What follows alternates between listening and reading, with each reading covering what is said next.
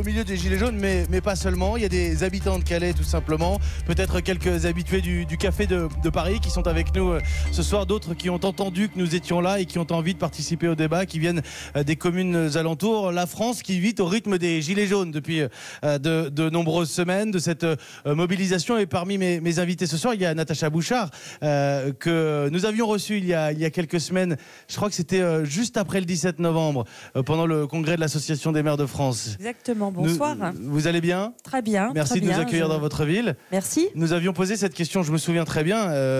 Gilets jaunes, maires, même combat.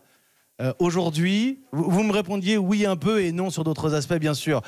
Aujourd'hui, est-ce que votre vision de ce mouvement a évolué, Natacha Bouchart? Elle n'a pas évolué sur le fond, parce que même combat, effectivement, les maires on subissent depuis plusieurs années en fait des privations importantes et donc mais se débrouillent et continuent à agir pour le bien de leur population en amenant des services toujours de plus en plus, et comme vous le savez, la gratuité des transports à Calais très prochainement.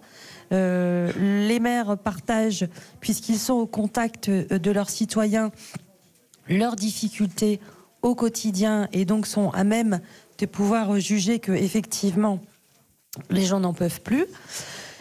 Est-ce qu'aujourd'hui, Natacha Bouchart, quand on entend beaucoup que la question de la problématique du pouvoir d'achat est posée, et que vous me dites aussi que les maires ont perdu en moyens d'action, est-ce que là, par exemple, concrètement, ça va jouer sur le sort des 75 000 habitants de Calais?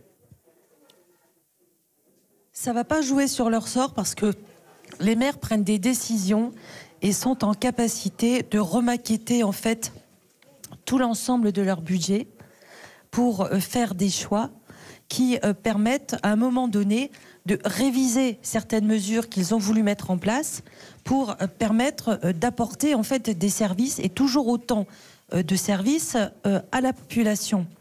Ce que aujourd'hui les membres du gouvernement ne font pas.